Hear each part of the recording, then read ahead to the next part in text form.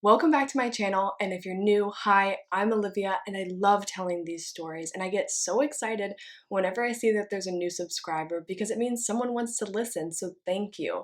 And today I have three bizarre unsolved cases, so let's get into them. The first is the mystery of M Cave.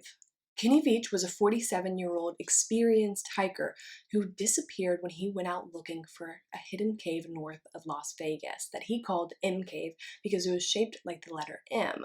And we know this because he made a comment on a YouTube video entitled Son of an Area 51 Technician, and he wrote under the username Snakebit McGee, and he put this comment, which has since been deleted from the video.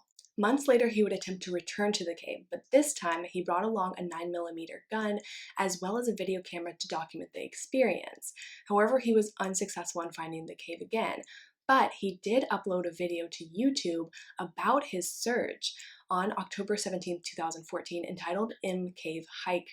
And he described his first encounter with the cave, where he said it was about 7 miles from the Nellis Air Force Base in the Sheep Mountains, and it was about as tall as him, but very narrow, and it was in the side of a mountain. He said that when he got close to the cave, his entire body began to vibrate, and the closer he got in, the more intense the vibrations became, until he finally got so frightened he ran away. And also in this video, he said he was going to attempt to find the cave again, and invited anyone who wanted to join him, but no one offered. Although one commenter did leave an eerie message that warned him not to go try and find the cave again. But on November 10th, 2014, he set out again to find the cave, this time planning on an overnight hike.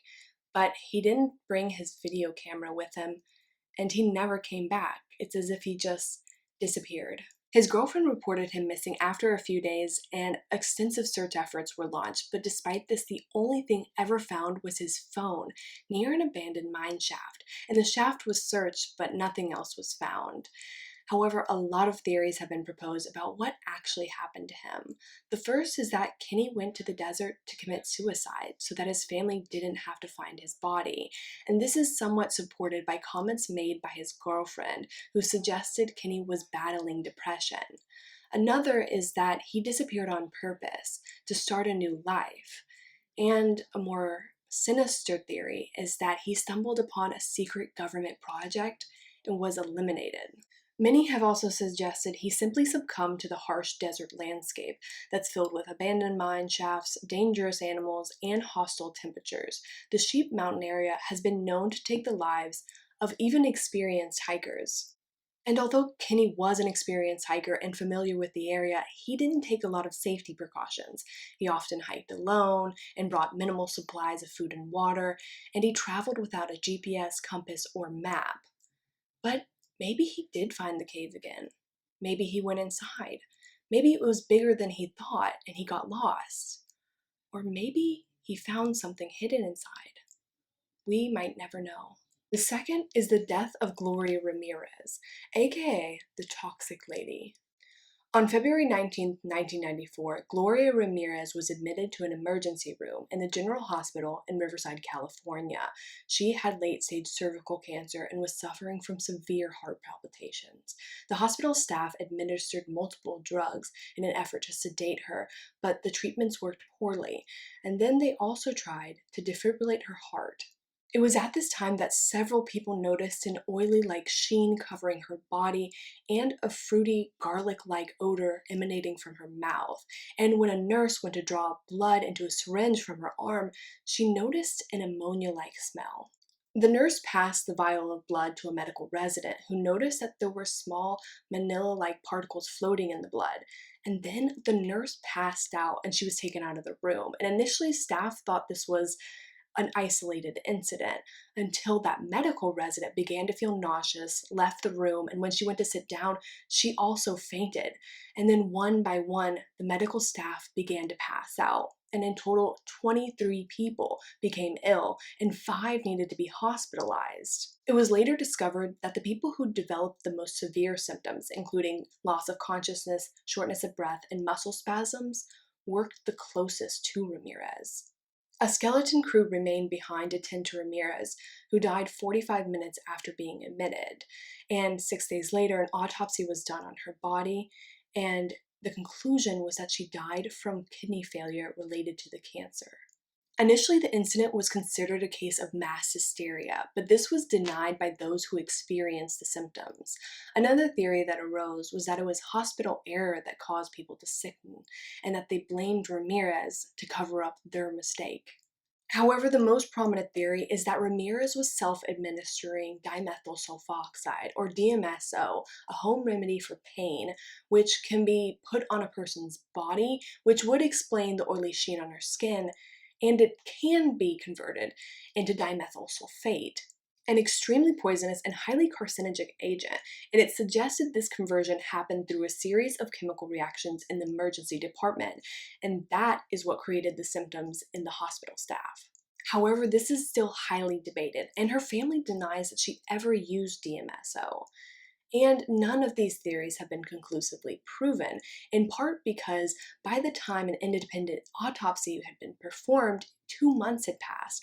Her body was badly decomposed, her organs were cross-contaminated, and her heart was missing. Number 3, the Circleville letters. In 1976, several residents of Circleville, Ohio began receiving strange letters. They were written in tall, stretched block capitals to disguise the personal handwriting style of the author, and many of them were postmarked from Columbus, Ohio, but had no return address. And they were often hate-filled and threatening in nature. But the creepiest part is that a lot of them contained personal information about the recipients that not many people would have been aware of.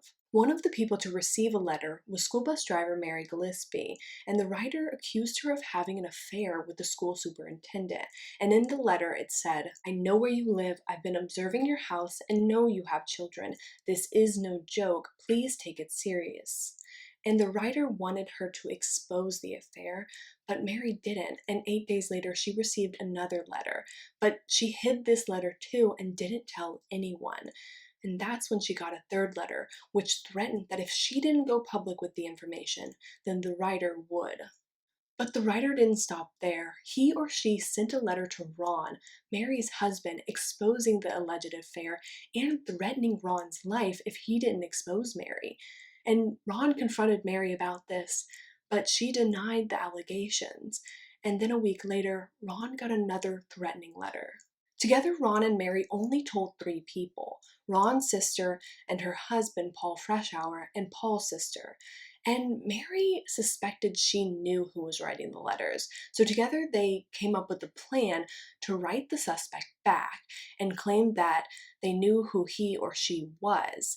And it seemed to work. The letters stopped, but only for a few weeks before they started again. Then on August 19th, 1977, when Mary was away, Ron received a phone call from the alleged writer. Perhaps the phone call was his breaking point after all the harassment, or maybe it confirmed Ron's suspicions of the writer's identity. We'll never know, because Ron took his gun, went in his pickup truck, and drove away without telling anyone who he talked to or what was said. And he went out despite knowing that the writer had claimed to be watching his truck. And a few minutes later, Ron was found dead in his pickup truck, which had crashed into a tree. And Ron had fired off at least 1 round from his gun before he crashed, and that bullet was never found. Ron's death was ruled an accident by Sheriff Dwight Radcliffe, who reported that Ron was drunk, had lost control, and crashed his car. And it eventually came out that Ron's blood alcohol level was 0.16, which is twice the legal limit, but that shocked people who knew him, who said he wasn't a heavy drinker, and it shocked his family, who said he wasn't even drunk that night. And then several residents received letters stating that Sheriff Radcliffe had been involved in a cover-up. And according to Paul Freshour, the sheriff had initially agreed that Ron's death was a result of foul play. After Ron died, and 6 years of harassing letters, Mary finally came clean about her affair with the school superintendent. But she claimed it began after the letters started, and she kept her job as a school bus driver. But then she began to notice signs with threatening and demeaning messages about her on her bus route. And she was so fed up with them that one day she went to tear down a sign, and that's when she noticed it was booby-trapped. And if she had torn down the sign in a slightly different way, it would have triggered a hidden gun to go off. And when police investigated the trap, they discovered someone had attempted to file off the gun's serial number, though very poorly, so they were able to track it back to Paul Freshour, who had stood by Mary throughout the years of harassment and who had just split up with his wife, Ron's sister. And Paul claimed the gun was stolen, but he still went to trial and the letters were used against him. Despite having an alibi and a good defense, he was found guilty of attempted murder and sentenced to 7 to 25 years. And people thought that finally the Circleville letters would stop, but they didn't. People kept receiving letters postmarked from Columbus, Ohio, which would have been nearly impossible for Paul to write considering he was locked up in Lima Correctional Institution. But the sheriff maintained that Paul was the writer and that he was sneaking the letters out of the prison. But Paul denied being the writer and began to accuse the sheriff and police department of corruption. And weirder still was that Paul was receiving some of the letters. And in one of the letters to Paul, the writer used the term we, which could be a red herring, or it could actually imply that there was more than one writer, or maybe even an entire organization behind the letters. And the letters would taunt Paul, saying he would never get out of prison. And despite Paul being a model prisoner, he was denied parole because of the volume of letters still being received. And in December of 1993, Unsolved Mysteries was about to do an episode on Circleville when they got a letter threatening them. But they continued on with the episode and discovered a key piece of evidence that wasn't even mentioned in the trial.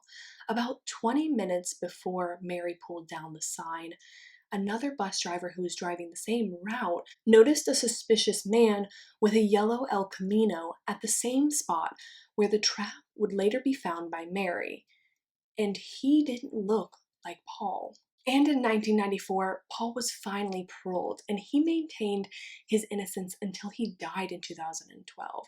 And despite years and years and thousands of letters, the true identity of the Circleville letter writer remains unknown.